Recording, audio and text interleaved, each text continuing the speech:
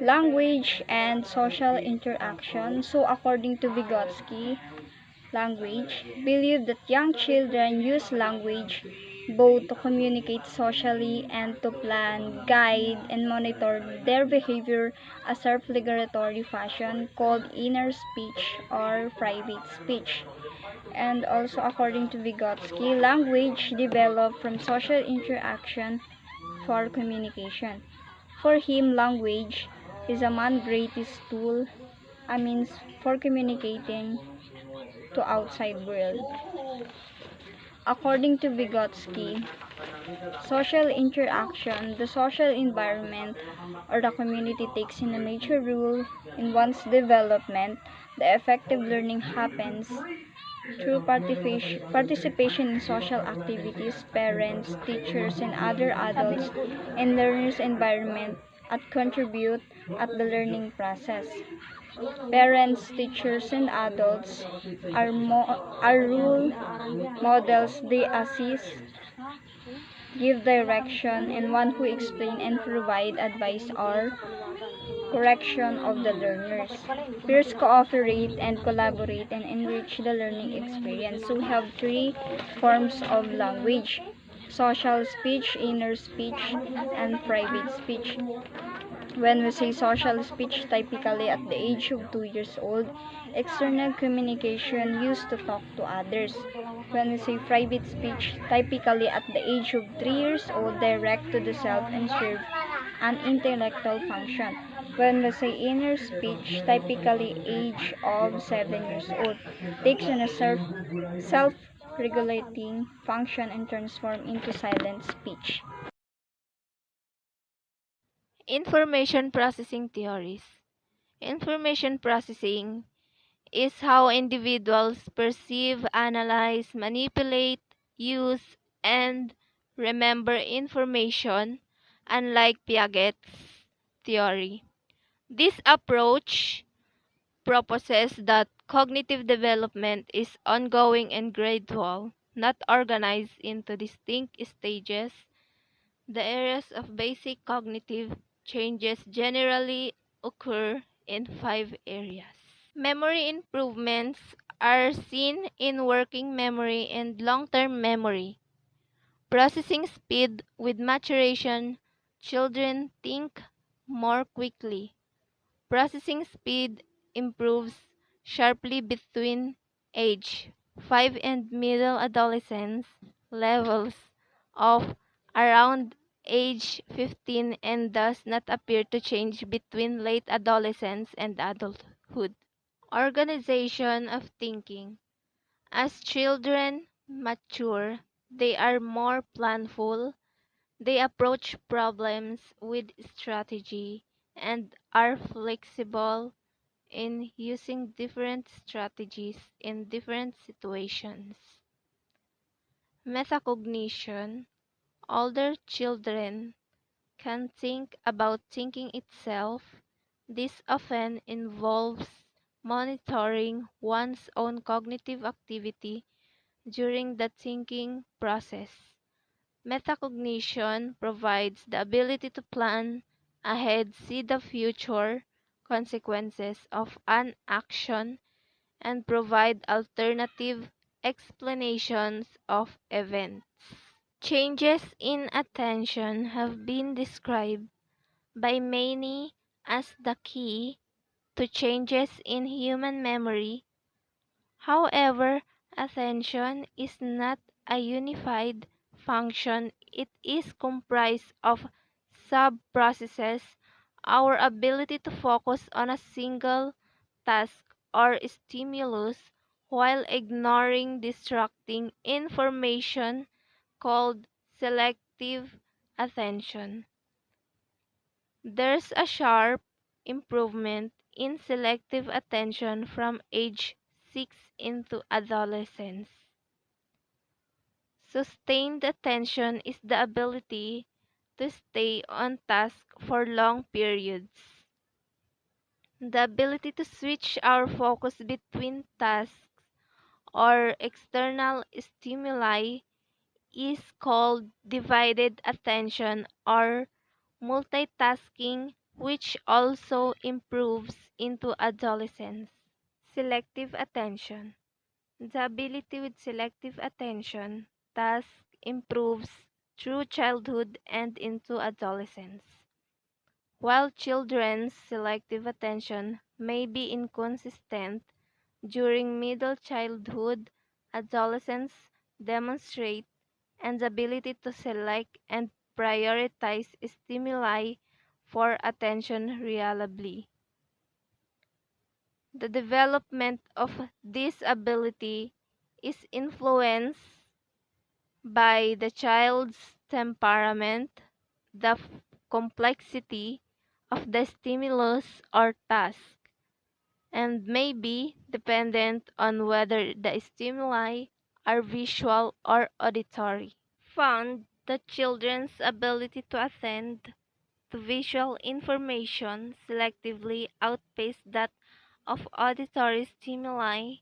This change may explain why young children are not able to hear the voice of the teacher over the cacophony of sounds in the typical preschool classroom. Jones and his college found that 4 to 7 years old could not filter out background noise, especially when its frequencies were close in sound to the target sound. In comparison, teens often performed similarly to adults. Have a good day to everyone. I'm going to present my report about child and adolescent. A quick look at what scholar can do. Child is able to understand the cause and effect relationship. 31 and 36 months is 2 to 3 years old. They can complete the simple patterns like beads, picture, shapes, with occasional guidance. So sa edad na iyon, mas marunong na silang umintindi at makipag-usap sa mas matatanda sa kanila. They should understand what is right and wrong. Sa edad na ito, marunong na silang magbilang at bumasa ng alphabet. Gumuhit ng mga shapes, at especially yung mga name ng mga animals. 37 to 40 months, 3 to 4 years old. Dito naman, they understand reason behind rules and practice in the community, like those pertaining to sanitations, environment preservations, or etc. Dito naman is mas nagiging madahilan na yung mga bata. At mas madami na silang na-adapt na iba-ibang words sa mga taong nakakasalumuhan nila. At nalalaman na din nila ang kahalagaan ng kalinisan sa kanilang kapaligiran. So, nagkakaroon na sila ng curiosity. Sa edad na iyon is mas nagiging responsible na silang bata. Mas nalalaman na nila kung ano yung tama at mali na gagawin nila. So, dito tayo sa isa kong report sa cause and effect relationship. Child were able to understand with verbal and non-verbal form of communications. Ito naman is yung mga bata is mas madami ng katanungan. 31 to 36 months, 3 to 4 years old, speak a simple sentence, talk about an event, and understood. So, sa edad na iyon, kapag may sinabi kang kamalian o bad words, is mas madali nilang i-adapt yun. Gagayahin nila yun. So, you should be responsible to your words and especially to your actions. Kasi madali lang maka-adapt yung mga bata. 37 to 48 months, uses some prepositions, uses plurals, uses past tense, words appropriately on sentences, uses newly learns, words appropriately when in groups conversations. So, this stage, mas madami na silang natututunan, mas nagiging aggressive na sila. Mas madami na silang na-adapt ng mga words sa mas nakakatanda sa kanila. Madami na rin silang katanungan dito sa stage na ito. 49 to 50 months. 4 to 5 years old. Draw and tell a story about his drawing. Mas nai-enhance na nila yung katalinuhan nila dito. Mas magaling na silang makipag-interact to other people. Mas magiging malawak na yung katanungan nila. And para na din silang matanda magsalita. Like yung pamangkin ko, parang mas matanda ng magsalita. Sobrang daldal. And ang dami yung tanong. Pero, alam niya rin naman yung isasagot. Like, Sobrang taba ng taba ng utak ng bata ngayon. Siyempre, gawa nga ngayon ng online class, siyempre, mas madami silang nakikita through social media. So, mas madami silang na-adapt na ibang words na naman. Siyempre, sa stage na yon is nakakatulong na rin sila. Yung mga magagaan na gawain, siyempre, unti-unting nabibuild yung knowledge nila. Sa stage na yun, napakakulit nila and alam na din nila, siyempre, magkulikot ng kung ano-ano. And syempre, sa stage nyo yun is napakakulit talaga nila. At syempre, bili mo ako niyan, bili mo ako nun. Syempre, alam na din nila yung value ng pera. Kapag humingi sila ng pera, tas barya yung binigay mo, magre-reklamo pa sila, gusto nila ng papel. So, mga demanding yung mga bata ngayon at like yung mga panahon natin, barya lang, ayos na tayo. Memory for concept-based knowledge and semantic memory. The child is able to store verbal information in short and long-term memory. In 37 to 48 months or 3 to 4 years old, dito sa age na to, nakaka-repeat na sila ng 5 to 7 words correctly or sentence correctly. Nakakapag-memorize na rin sila ng mga lyrics ng songs, nakakapag-memorize na rin sila ng short rhythms. In 49 to 60 months or 4 to 5 years old, nakakapag-recite sila ng days of the week, but may mga mali-mali.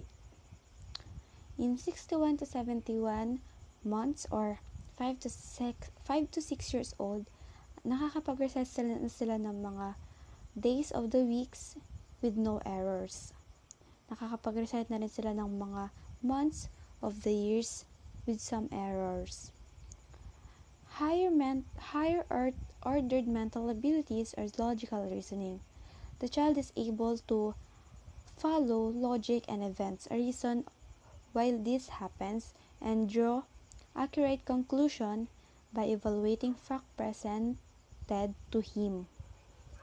In 31 to 36 months or 2.5 to 3 years old, can complete a simple pattern like nakakapaggawa na sila ng mga shapes, nakakapag-ano sila ng pictures with educational guidance.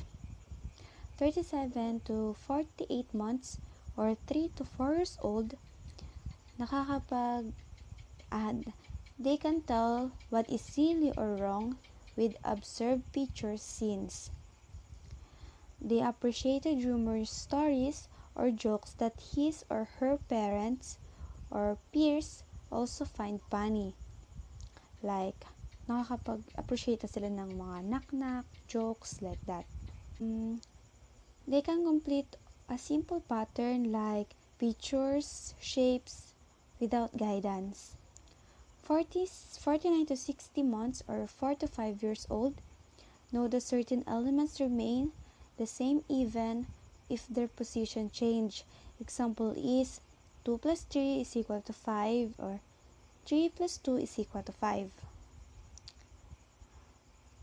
Able to predict what will happen next in a story. Can predict how story will end halfway through. In higher ordered mental ability or planning and organizing, the child is able to plan and organize a simple familiar activity. In 31 to 36 months or 2.5 to 3 years old, can plan how he or she will carry out an activity with adult guidance. Example like eating, like putting structures in activity. Almost everything or he or she needs before starting activity, like mga materials na mga gagamitin sa, kunwari pag naglalaro sila, mga materials like toys, so whatsoever. In 37 to 48 months or 3 to 4 years old is can dress following or an organized sequence, like marunong silang pumili ng susuotin nila, magbisa sa sarili nila, marunong na rin silang maligo at pagpili sa sarili nila. In 49 to 60 months or 3 to 5 years old can plan how he or she will carry out an activity without adult guidance. Like, kahit na hindi na sila magtanong sa nakakatanda sa kanila, kaya na nila gumawa ng mga bagay or activity in their own self. In higher ordered mental abilities or creative thoughts, the child is able to generate new ideas or concepts or new association between existing ideas or concepts. In 31 to 36 months or 2.5 to 3 years old, they pretend to be engaged grow-up activities like playing office, playing teacher-teacheran, nagtuturo, like that. They also pretend to be a character in a familiar story, like sa mga napapanood nila, ganun. In 37 to 48 months or 3 to 4 years old, can make a pun jokes, create some dance move, create lyrics or song using familiar melody. Na rin sila ng they formulate rules to implement in game. In 49 to 60 months or 5 to 6 years old, can draw things of scene from experience but with no actual model or reference. Nakakapag-draw sila na walang nakikitang paggagayahan, na nakakapag-draw lang sila gamit yung sarili nilang imagination or memory. In 61 to 72 months or 5 to 6 years old, also can draw paintings that do not exist in real life. Like, yun din, nakakakuha din sila sa kanilang imagination o sa mga fantasy na napapanood nila. In higher ordered mental ability or cognitive flexibility, the child is able to shift or more adaptive cognitive processing strategies in order to effectively deal with new and unexpected conditions in his or her environment, including problem situation.